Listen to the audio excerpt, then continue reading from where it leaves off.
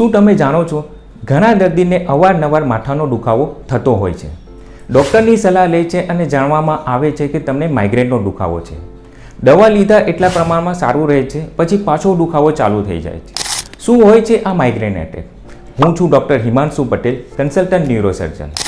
આપણા મગજની ટ્રાઇજેમિનલ નર્વના સ્ટિમ્યુલેશનના લીધે માઇગ્રેન એટેક થતો હોય છે.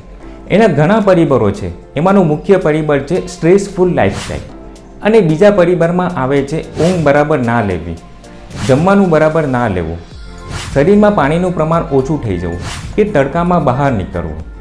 આ બધા પરિબળોના લીધે ટ્રાઇજેમિનલ નર્વમાંથી ન્યુરોપેપ્ટાઇડ નામનું એક કેમિકલ બહાર આવતું હોય છે, જે આપણા મગજને કવર કરતું મેનેન્જિયસ આવરણ એને ઇન્ફ્લામેશન કરે છે અને પેઇન કરે છે.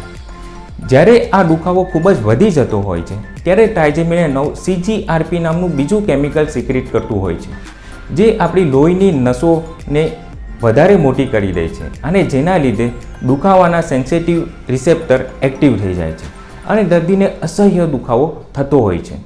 આ ટ્રાઇજેમિનલ નર્વ આપણા થેલેમસને પણ સ્ટિમ્યુલેટ કરે છે, જેના લીધે આપણા બોડીની અધર સિસ્ટમ પણ અફેક્ટ થાય છે, જેથી કરીને દર્દીને ઉબકા, ઉલટી આવી કે કાનમાં અવાજ આવવો જેવું થતું હોય છે.